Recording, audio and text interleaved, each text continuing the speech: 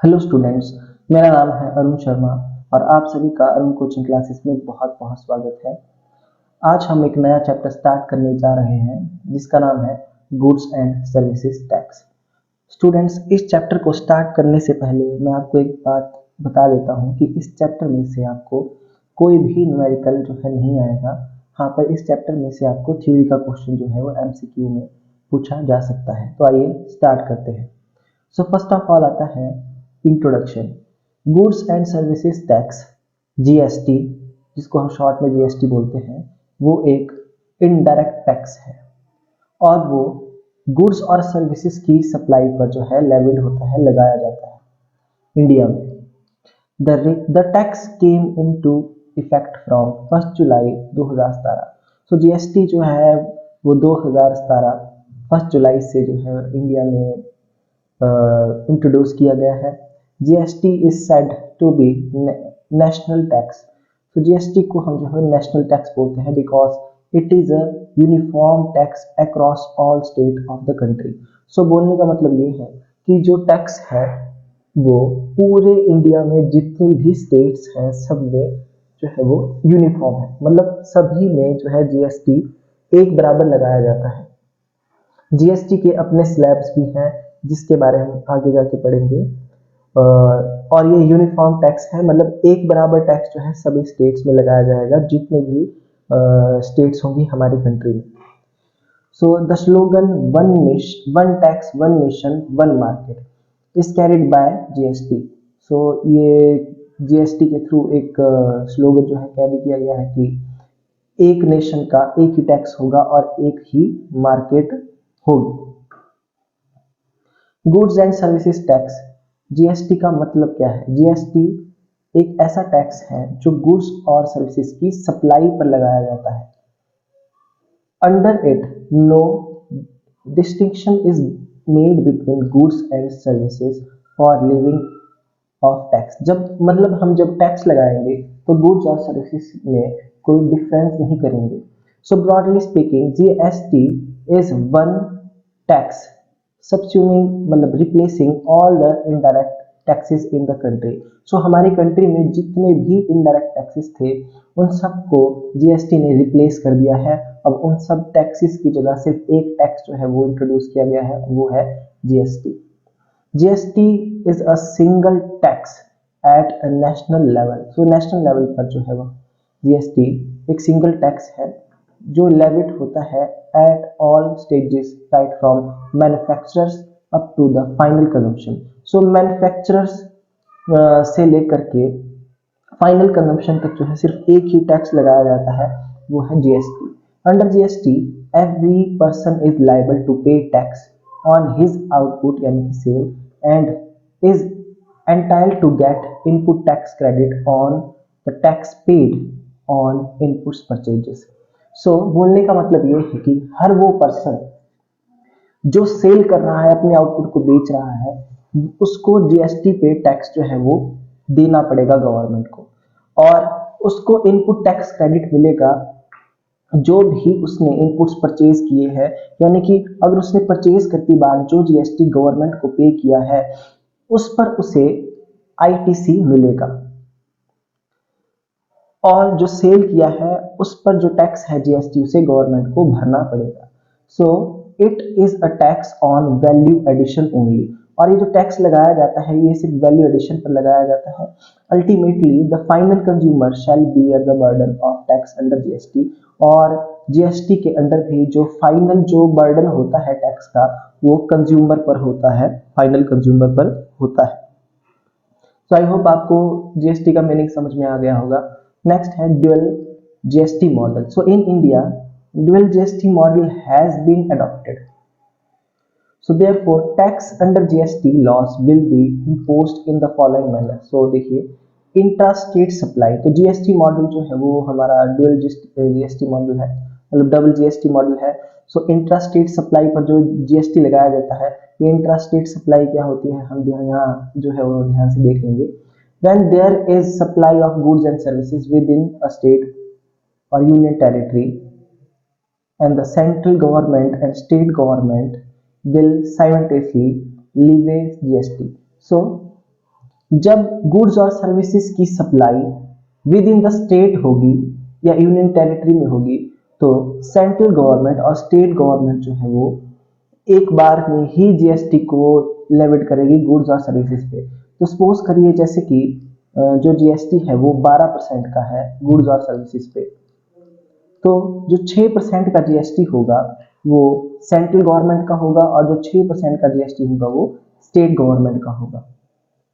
Hence, in case of intra-state supply of goods and services, GST has two component। क्योंकि यहाँ पर जो है वो इंट्रा-स्टेट सप्लाई हो रही है, with in the state union territory supply हो रहा है, इसलिए जीएसटी के जो है दो कंपोनेंट यहाँ पे हमको देखने को मिलेंगे। सो फर्स्ट है CGST और सेकंड है SGST। So on that is levied by the central which is known as central GST, central goods and services tax और CGST। सो अगर सेंट्रल गवर्नमेंट जो है वो गुड्स और सर्विसेज पर टैक्स लगाती है और हमारी जो सप्लाई है वो विद इन द स्टेट है, तो जो गवर्नमेंट सेंट्रल गवर्नमेंट टैक्स लगाएगी यानी कि जीएसटी लगाएगी उसको हम बोलेंगे CGST, central goods and services tax. और other is levied by the state, और अगर स्टेट गवर्नमेंट भी टैक्स लगाएगी साथ में जैसा किसने बताया है, तो उसको हम बोलेंगे स्टेट गुड्स सर्विसेज टैक्स यानी कि SGST।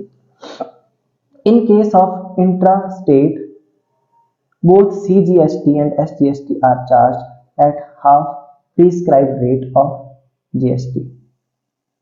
So in case of intrastate, so intrastate के केस में यानी कि विद इन द स्टेट अगर सेल या परचेज होता है तो उस पर जो CGST और SGST लगाया जाएगा वो हाफ रेट से चार्ज किया जाएगा। जैसे कि मैंने आपको बताया, अगर जीएसटी 12% का है टोटल, तो 6% जो है सेंट्रल गवर्नमेंट लगाएगी और 6% स्टेट गवर्नमेंट जो है वो जीएसटी लगाएगी। जैसे कि यहाँ पे भी दिया गया है, GST has to be charged 12% on supply और sale of goods, then CGST is levied at the rate of 6% and SGST is levied at the rate of 6% too।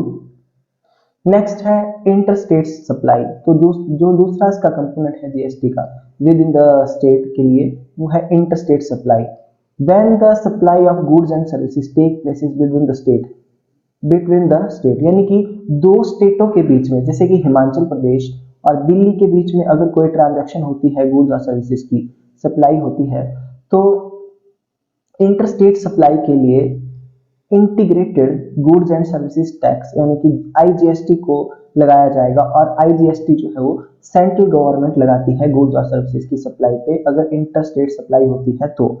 The dual GST model can be further explain with the help of following diagram. यहाँ पे बताया गया है dual GST model. सो ये है intrastate supply यानी कि with in the state, तो इसमें CGST और SGST जो है वो चार्ज किया जाता है और इंटरस्टेट सप्लाई पर जो है IGST लगाया जाता है। आई होप आपको यहाँ तक जो है समझ में आ गया होगा। नेक्स्ट है characteristics of GST। The important characteristics related with GST are explain as below. Taxable event under GST। Taxable event is an event on happening of which tax liability arises। Simply, taxable event under GST system is supply of goods or services। जो taxable event एक ऐसा event है जब जो है वो tax liability arise होती है हमारी, तो उसे हम बोलते हैं टैक्सेबल इवेंट। तो टैक्सेबल इवेंट जो जीएसटी सिस्टम में मतलब जो टैक्स लगाया जाता है वो लगाया जाता है गुड्स और सर्विसेज की सप्लाई पे। जब भी गुड्स और सर्विसेज की हम सप्लाई करेंगे तो सप्लाई पर जो है वो जीएसटी लगाया जाएगा। टैक्सेबल इवेंट जो है वो गुड्स और सर्विसेज की सप्लाई पर होगा। नेक्स्ट है applicable on supply. GST is applicable on supply of goods and services as against the concept of tax on the manufacture of goods और on the sale of goods और on provision of services. Supply is wider term which includes all forms of supply of goods and services, both such as sale, transfer, barter, exchange, license, rental, lease और dispose। देखिए जो GST applicable होगा वो goods और services की supply पर होगा। सो concept of tax on the manufacture of goods और सेल ऑफ गुड्स और ऑन प्रोविजन ऑफ सर्विसेज, देखिए सर्विस सप्लाई जो आपका वर्ड है वो एक वाइडर टर्म है। सप्लाई, सप्लाई में क्या क्या आता है? सप्लाई में गुड्स और सर्विसेज की सप्लाई को तो इंक्लूड किया ही जाता है, और बोथ सच है जैसे कि सेल है, sale, transfer, barter, exchange, licence, rental, lease, disposal, ये सारे के सारे जो वर्ड्स हैं ये जो है सप्लाई में इंक्लूड किए जाते हैं। अगर हम जो है गुड्स को सेल कर रहे हैं, ट्रांसफर कर रहे हैं, एक्सचेंज कर रहे हैं, लाइसेंस, रेंटल, लीज, डिस्पोजल, ये कोई भी ऐसी बात हो रही है तो जीएसटी को लगाया जाएगा, जीएसटी को जो है वो गुड्स और सर्विसेज पे लेविड किया जाएगा। आई होप आपको जो ये बात है ये समझ में आ गई होगी कि जो जीएसटी एप्लीकेबल होता है वो गुड्स और सर्विसेज की सप्लाई पर होता है, और सप्लाई में जो है इन सभी वर्ड्स को इंक्लूड किया जाता है। Tax levied on the basis of nature of supply, so जो जीएसटी लगाया जाएगा वो गुड्स और सर्विसेज पर लगाया जाएगा, उनकी सप्लाई पर लगाया जाएगा, गुड्स और सर्विसेज की सप्लाई पर। और nature of supply helps in the determination which tax to be levy, तो ये जो गुड्स और सर्विसेज की जो हम सप्लाई कर रहे हैं वो विद इन द स्टेट है या आउट ऑफ स्टेट है, उसके ऊपर डिपेंड करता है कि कौन सा जीएसटी जो है एप्लीकेबल होगा। So CGST and SGST are levied in case of intra state supply, और आईजीएसटी जो एप्लीकेबल होता है वो एप्लीकेबल होता है इंटरस्टेट सप्लाई पर। नेक्स्ट है यूनिफॉर्म टैक्स। जीएसटी एक यूनिफॉर्म टैक्स है। GST is a uniform tax across all states of the country. तो जीएसटी जो है वो हमारी कंट्री की जितनी भी स्टेट्स हैं सभी पे जो है एक बराबर टैक्स जो है वो लगाया जाता है। In simple words, only one rate will prevail on one set of goods across all parts of the country. In simple words, only one rate will be prevail. So सिर्फ और सिर्फ एक रेट, देखिए एक गुड्स के set के लिए एक ही टैक्स रेट जो है वो हमारी कंट्री के डिफरेंट पार्ट्स में, सभी पार्ट्स में जो है एप्लीकेबल होगा। मतलब सभी, जैसे कि गोल्ड पर अगर आप देखा जाए तो अगर गोल्ड पर 18% का जीएसटी चार्ज किया जाता है तो वो 18% जो है पूरे इंडिया में 18% ही एप्लीकेबल होगा। ऐसा नहीं है कि हिमाचल प्रदेश में 18% है और दिल्ली में जो है वो 20% का जीएसटी होगा, ऐसा नहीं होगा। पूरी की पूरी कंट्री में 18% का ही जीएसटी फिर गोल्ड पे लगाया जाएगा। So GST is a single tax at national level to be levied at all stages right from manufacture up to the final consumption. So I hope आपको यूनिफॉर्म टैक्स की बात समझ में आ गई होगी कि जो टैक्स है वो सेम रहेगा सभी स्टेट के लिए और सब हमारी पूरी कंट्री के लिए। Comprehensive tax levy on supply. So goods and services tax is a comprehensive tax. एक कॉम्प्रिहेंसिव टैक्स है जो कि गुड्स और सर्विसेज की सप्लाई पर लगाया जाता है नेशनल लेवल पर। Mostly substitute all indirect taxes. So GST mostly substitute all indirect taxes levied on the goods or services by the central government or state government. So पहले जो है वो sale tax, service tax, VAT, central excise tax, ये सारे tax जो है वो लगाए जाते थे। ये सब के सब जो है इनडायरेक्ट टैक्सेस होते थे, पर जीएसटी ने इन सब को जो है वो रिप्लेस कर दिया है। इसलिए अब इनकी जगह जो है सिर्फ और सिर्फ एक टैक्स आ गया है, जीएसटी। कंपोनेंट ऑफ जीएसटी, देखिए जीएसटी का जो ड्यूल मॉडल है दोस्तों, उसके अकॉर्डिंग जीएसटी में जो है सीजीएसटी, एसजीएसटी और आईजीएसटी को जो है वो इंक्लूड किया जाता है जीएसटी के ड्यूल मॉडल में। नेक्स्ट है based on the principle of destination. GST is a destination based tax. जो जीएसटी है वो डेस्टिनेशन बेस्ड टैक्स है, destination based tax. According to the principle of destination, जो डेस्टिनेशन का प्रिंसिपल है उसके according all goods and services are taxed if they are consumed within the country. देखिए जो भी जीएसटी लगाया जाएगा, जिन भी गुड्स और सर्विसेज पे लगाया जाएगा, अगर उनकी consumption with in the country होती है उन्हीं गुड्स पे जो है वो जीएसटी लगाया जाता है। मतलब जो जीएसटी है वो एप्लीकेबल है इंडिया में। आई होप आपको ये बात समझ में आ गई होगी। Tax on value addition, under GST only value addition will be taxed. मतलब जो वैल्यू एडिशन होगी उसके ऊपर जो है वो टैक्स लगाया जाएगा। And the burden of tax is to be borne by the final consumer, और जो टैक्स का बर्डन होगा वो फाइनल कंज्यूमर पर होगा, मतलब फाइनल कंज्यूमर उस टैक्स को बोर्न करेगा। नेक्स्ट है remove cascading effect. The introduction of goods and services tax GST would be very significant step in the field of indirect tax reforms in India। सो जो भी indirect taxes से related जो reform किए गए हैं India में, उनमें से सबसे इंपॉर्टेंट जो स्टेप रहा है वो है जीएसटी का। इट विल बी एलिमिनेट, तो जीएसटी ने जो है वो कास्केडिंग इफेक्ट को जो है एलिमिनेट कर दिया है, मतलब जो टैक्स के ऊपर टैक्स लगता था उस चीज को, कास्केडिंग इफेक्ट को जीएसटी ने रिमूव कर दिया है। तो कास्केडिंग इफेक्ट को हम देख सकते हैं यहाँ पे, ये हमारा ओल्ड इनडायरेक्ट टैक्सेस का कॉलम है और ये हमारा जीएसटी का है। सो जैसे कि किसी भी गुड्स की प्राइस यहाँ पे 10,000 है, यहाँ भी 10,000 है। सो यहाँ पे सबसे पहले हम एक्साइज ड्यूटी को ऐड करेंगे 10% की, तो वो ओल्ड टैक्स सिस्टम में 1,000 रुपीज के हिसाब से यहाँ पे ऐड हो जाएगा टैक्स, और जीएसटी में यहाँ पे कोई भी टैक्स नहीं एप्लीकेबल होगा एक्साइज ड्यूटी का। फिर उसके बाद जो है अब यहाँ पे 11,000 का अमाउंट आ गया है, आप देख सकते हैं, और यहाँ पे 10,000 का अमाउंट आ गया है। अब इसमें हम सीजीएसटी और एसजीएसटी को ऐड करेंगे। सो हमारा जो CST central sale tax add करेंगे 2% का सेंट्रल सेल टैक्स, तो वो लगेगा ओल्ड टैक्स सिस्टम के हिसाब से 11,000 पर 220। और जीएसटी में ऐसा कोई भी टैक्स नहीं है, जैसे कि मैं आपको बता चुका हूँ, इसमें सभी टैक्सेस को रिप्लेस कर दिया है। अब हम जीएसटी को जो है वो ऐड करेंगे, हम ये मान लेंगे कि 12% का जीएसटी है, तो ओल्ड टैक्स सिस्टम में तो जीएसटी था नहीं, इसलिए यहाँ पे कोई भी टैक्स नहीं आएगा।